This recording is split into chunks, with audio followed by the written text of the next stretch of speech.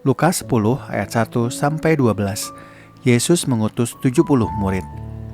Setelah itu, Tuhan menunjuk 70 murid yang lain, lalu mengutus mereka berdua-dua mendahulinya ke setiap kota dan tempat yang hendak dikunjunginya. Katanya kepada mereka, "Tuaian memang banyak, tetapi pekerja sedikit. Karena itu, mintalah kepada Tuan pemilik tuaian, supaya ia mengirimkan pekerja-pekerja untuk tuaian itu.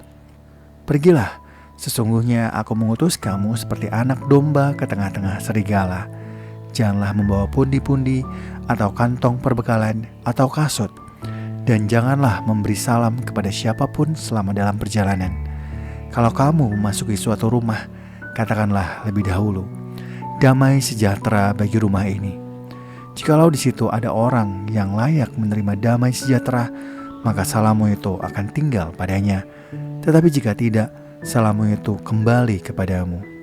Tinggallah dalam rumah itu, makan dan minumlah apa yang diberikan kepadamu, sebab seorang pekerja patut mendapat upahnya. Janganlah berpindah-pindah rumah. Jikalau kamu masuk ke dalam sebuah kota dan kamu diterima di situ, makanlah apa yang dihidangkan kepadamu, dan sembuhkanlah orang-orang sakit yang ada di situ, dan katakanlah kepada mereka, 'Kerajaan Allah sudah dekat padamu.' Tetapi jikalau kamu masuk ke dalam sebuah kota dan kamu tidak diterima di situ, pergilah ke jalan-jalan raya kota itu dan serukanlah juga debu kotamu yang melekat pada kaki kami kebaskan di depanmu. Tetapi ketahuilah ini, kerajaan Allah sudah dekat. Aku berkata kepadamu, pada hari itu Sodom akan lebih ringan tanggungannya daripada kota itu." Lukas 10 ayat 13-16. Yesus mengecam beberapa kota. "Celakalah engkau Korazim, celakalah engkau Betsaida, karena jika Tirus dan Sidon terjadi mujizat-mujizat yang telah terjadi di tengah-tengah kamu, sudah lama mereka bertobat dan berkabung. Akan tetapi pada waktu penghakiman, tanggungan Tirus dan Sidon akan lebih ringan daripada tanggunganmu. Dan engkau Kapernaum, apakah engkau akan dinaikkan sampai ke langit? Tidak, engkau akan diturunkan sampai ke dunia orang mati. Siapa saja yang mendengarkan kamu, ia mendengarkan aku. Dan siapa saja yang menolak kamu, ia menolak aku. Dan siapa saja yang menolak aku, ia menolak Dia yang mengutus aku." Lukas 10 ayat 17-20. Kembalinya ke-70 murid. Kemudian ke-70 murid itu kembali dengan gembira dan berkata, "Tuhan, setan-setan pun takluk kepada kami demi nama-Mu." Lalu kata Yesus kepada mereka, "Aku melihat iblis jatuh seperti kilat dari langit. Sesungguhnya aku telah memberikan kuasa kepada kamu untuk menginjak ular dan kalajengking dan kuasa atas segala kekuatan musuh, sehingga tidak ada yang akan membahayakan kamu. Namun demikian, janganlah bersukacita karena roh-roh itu takluk kepadamu, tetapi bersukacitalah karena namamu ada terdaftar di surga." Lukas 10 ayat 21-24. Ucapan syukur dan bahagia. Pada waktu itu juga bergembiralah Yesus dalam Roh Kudus dan berkata, "Aku bersyukur kepadamu, Bapa, Tuhan langit dan bumi, karena semuanya itu Engkau sembunyikan bagi orang bijak dan orang pandai, tetapi Engkau nyatakan kepada orang kecil.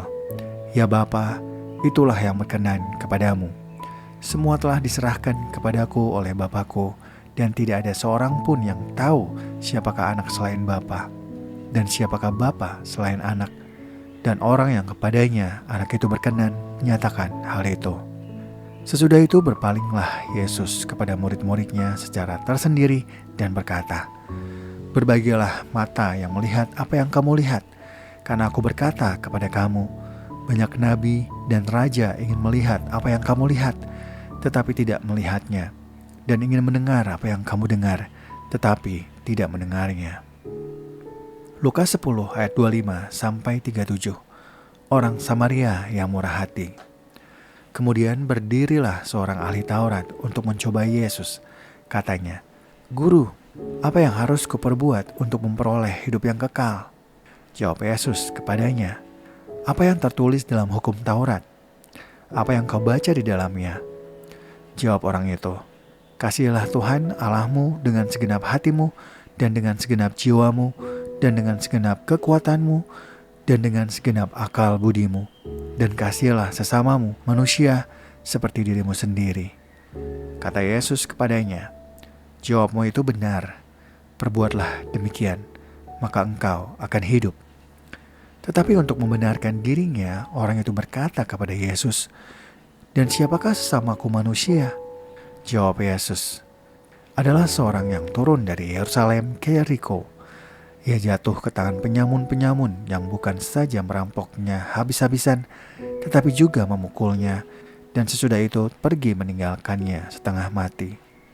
Kebetulan ada seorang imam turun melalui jalan itu. Ia melihat orang itu, tetapi ia melewatinya dari seberang jalan. Demikian juga seorang Lewi datang ke tempat itu. Ketika ia melihat orang itu, ia melewatinya dari seberang jalan. Lalu datanglah seorang Samaria yang sedang dalam perjalanan ke tempat itu. Dan ketika ia melihat orang itu, tergeraklah hatinya oleh belas kasihan. Ia pergi kepadanya, lalu membalut luka-lukanya. Sesudah itu ia menyiramnya dengan minyak dan anggur. Kemudian ia menaikkan orang itu ke atas keledai tunggangannya sendiri, lalu membawanya ke tempat penginapan dan merawatnya. Keesokan harinya ia mengeluarkan 2 dinar dan memberikannya kepada pemilik penginapan itu.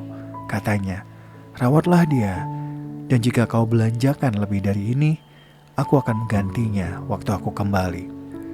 Siapakah di antara ketiga orang ini, menurut pendapatmu, adalah sesama manusia dari orang yang jatuh ke tangan penyamun itu? Jawab orang itu, "Orang yang telah menunjukkan belas kasihan kepadanya." Kata Yesus kepadanya, "Pergilah dan perbuatlah demikian." Lukas 10 ayat 38-42. Maria dan Marta. Ketika Yesus dan murid-muridnya dalam perjalanan, tibalah ia di sebuah desa. Seorang perempuan yang bernama Marta menerima dia di rumahnya. Perempuan itu mempunyai seorang saudara yang bernama Maria. Maria ini duduk dekat kaki Tuhan dan terus mendengarkan perkataannya, sedangkan Marta sibuk sekali melayani. Ia mendekati Yesus dan berkata, "Tuhan, tidakkah engkau peduli bahwa saudaraku membiarkan aku melayani seorang diri? Suruhlah dia membantu aku." Tetapi Tuhan menjawabnya, "Marta, Marta, engkau khawatir dan menyusahkan diri dengan banyak hal, tetapi hanya satu saja yang perlu. Maria telah memilih bagian terbaik yang tidak akan diambil dari dia."